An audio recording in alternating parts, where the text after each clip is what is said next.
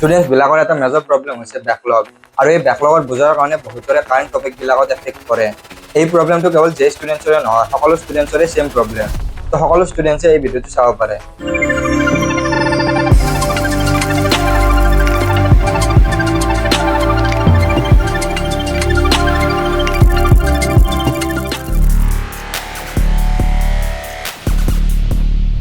তো backlog clear কৰাৰ এটা ভাল অপৰচুনিটি হৈছে পূজাৰ বন্ধ নাইবা দিৱালীৰ বন্ধ।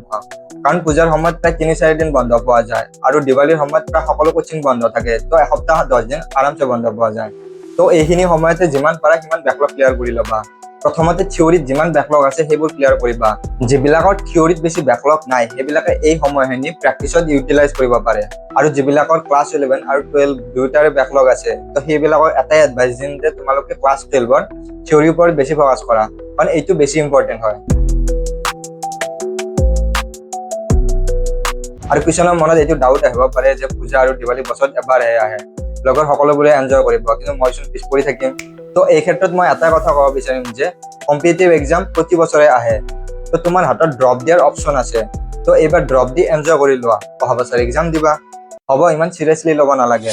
এই ক্ষেত্ৰত দুটা চলিউশ্যন আছে। প্ৰথমটো চলিউশ্যন হৈছে তুমি পঢ়াৰ লগতে এনজয় কৰিছা। এইটো তেতিয়াহে সম্ভৱ যেতিয়া তোমাৰ বৰ বেছি ব্যাকলগ নাই, নাইবা তোমাৰ এক্সপেক্টেশ্যনো বৰ বেছি নাই, বা তোমাৰ যদি বহুত ব্যাকলগো আছে আৰু এক্সপেক্টেশ্যনো আছে, তেতিয়াহ'লে ছেকেণ্ড চলিউশ্যনটো মানিব লাগিব। এই ক্ষেত্ৰত তুমি একেবাৰে মিনিমাম এনজয় কৰিবা, নাইবা অলপো এনজয় নকৰা। গোটেই সময়খিনি অকল পঢ়াত দিব লাগিব।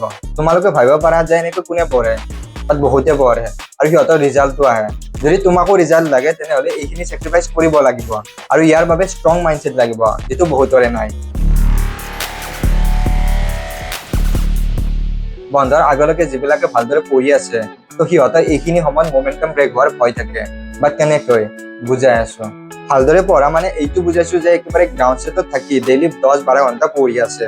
এতিয়া গ্ৰাউণ্ড ছেট মানে হৈছে একেবাৰে মিনিমাম ডিষ্ট্ৰেকশ্যন বেছি মানে এনাৰ্জি বেছি। গতিকে বন্ধৰ আগলৈকে তুমি একেবাৰে মিনিমাম এনাৰ্জিত পঢ়ি থাকিবা, কাৰণ তোমাৰ ডিষ্ট্ৰেকশ্যন কম হ'ব। বা যেতিয়া তুমি ঘৰলৈ আহিবা তেতিয়া তোমাৰ এনাৰ্জি বাঢ়িব, কাৰণ তোমাৰ ডিষ্ট্ৰেকশ্যনো বাঢ়িব। তাৰপিছত যেতিয়া পূজা চাবলৈ যাবা তেতিয়া লগ বন্ধুক লগ পাবা, কি ঠিক তোমাক ৰাজনীক লগ পাব পাৰা, নাইবা শিক্ষকো লগ পাব পাৰা। আৰু যদি এনেকে কথা বতৰা আৰম্ভ হয়, तो इसीलिए सावधान रहे, सतर्क रहे और पढ़ाई करते रहे।